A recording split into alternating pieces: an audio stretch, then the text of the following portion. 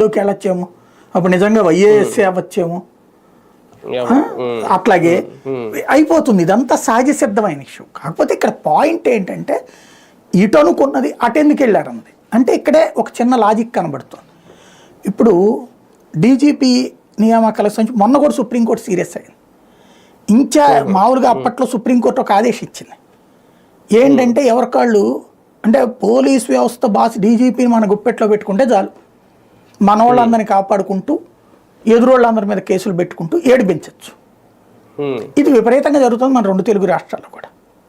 దేశంలోని వివిధ రాష్ట్రాలు అట్టగే జరుగుతుంది, దాదాపు 7-8 రాష్ట్రాలు.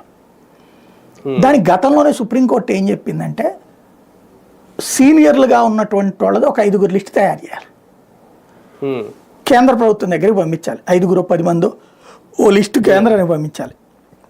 అలాగని కేంద్ర ప్రభుత్వం దగ్గరికి కాదు, యూపీపీఎస్సీ దగ్గరికి పంపించాలి.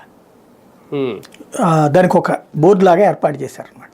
వాళ్ళు అందులో ఒక 3గురిని సెలెక్ట్ చేస్తారు. అది త్రూ కేంద్ర ప్రభుత్వం రాష్ట్రం దగ్గరకు వస్తుంది. ఆ 3గురిలో ఒకళ్ళని రాష్ట్ర ప్రభుత్వం ఎంపిక చేసుకోవాలి డీజీపీకి. అంతేగాని నాకు ఈ మనిషిని ఇచ్చాడు ఇతను డీజీపీ అంటే కుదరదు. మామూలుగా అయితే సీనియారిటీ ప్రకారం ఇవ్వాలి.